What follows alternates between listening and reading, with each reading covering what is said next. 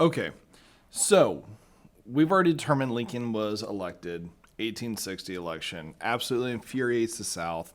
Many believe that their vote doesn't matter at this point. Not that we've ever heard that before. And so they begin the process of seceding from the Union, beginning with South Carolina and ending with Texas in just a matter of weeks. Yes, Texas joins yet another country.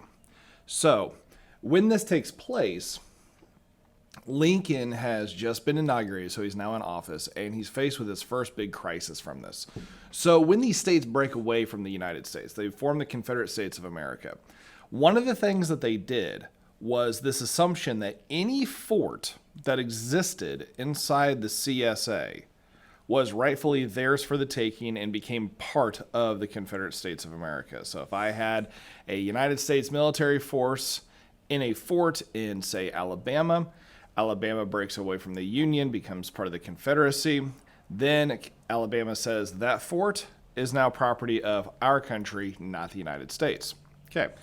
That was the case except for a little fort in South Carolina called Fort Sumter. This fort was not really easily defendable, surrounded by other forts. It is kind of out, honestly, it's out on the water more than it is in person or like on land. But for some reason or another, the Confederacy had not taken that fort over yet.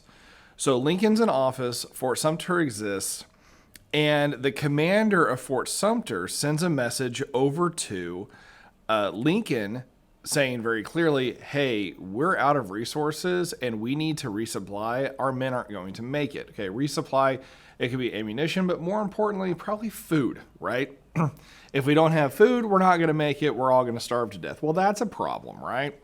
So Lincoln is faced with a crisis right off the bat. He has three major options with Fort Sumter because he knows if he sends U.S. military troops to resupply Fort Sumter, they're going to be intercepted by the Confederacy, and most likely they'll be attacked, starting off the first battle of the Civil War. So Lincoln with his cabinet, so the executive people surrounding Lincoln in the White House, have three major options that they can do.